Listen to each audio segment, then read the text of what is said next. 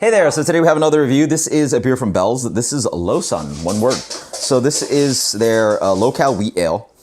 Low-cal, so this is 110 calories, but this guy is a little guy, 4%. Jeez, we're drinking under Bud Light at this point. It's a subtle citrus hop aromas. This was bottled almost 4 months ago. So not the freshest, but they do a best by 6 months. So I've had it in my fridge. I probably picked this one up. Actually 3 months, 3.5 months old, so we're at 3 plus 3. Anyway, picked up like last week, 3.5 months old, so let's see how this guy turns out. Beer comes in a light gold color. It's got a nice kind of like wheat kind of haze to it. It's got a medium light to medium haze. Nice looking beer. Decent size, build of white head. Pretty flat on the nose, neutral, grainy. Pretty non-distinct. I mean, again, you're at 4%, so not too much. Like, it's a good amount of water compared to malt, obviously, so not really much hop character. It is, I mean, I guess I could tell you I was smelling beer, but I wouldn't be able to tell you what kind of beer.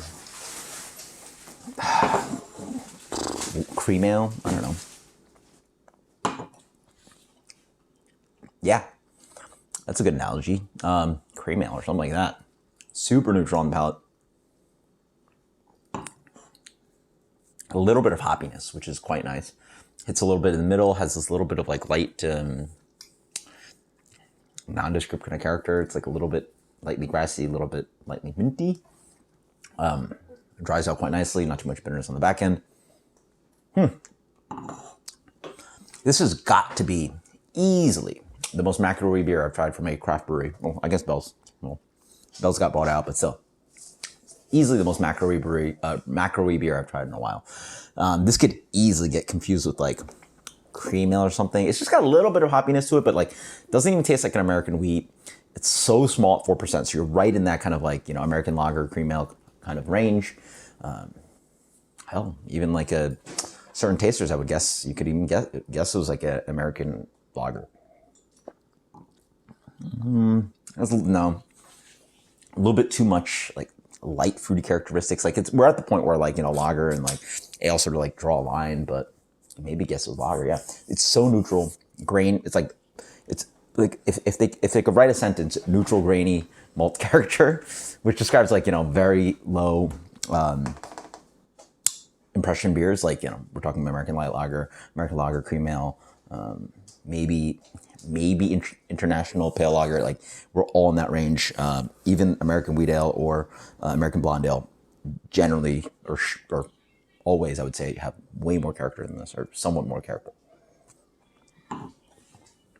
Somewhat more. Let's say somewhat more.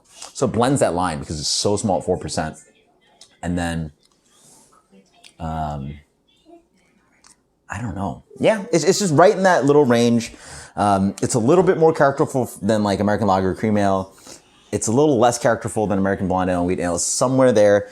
If you want, I don't know if they sell this in like 12 packs or 15 packs or whatever they do at Founders, or Founders sell 15 packs. But if you're looking at something 4% to like really crush and have a little bit more character than American light lager, then go for this. But it is, again, smaller than American light lager. So it definitely has more flavor than 4.2 like Bud Light. So I don't know.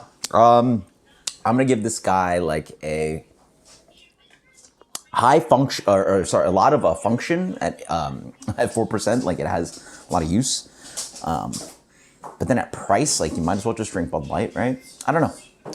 So it probably has It probably has around the amount of flavor of Bud Heavy, maybe a little bit more, but sits at 4%. That's a sentence written for you guys. At an ale. So let's go with a 82 LoSun from Bell's. It is what it is. If this is interesting to you, go ahead. It's, again, the most neutral kind of craft beer I've had in like forever. So until next time, cheers later.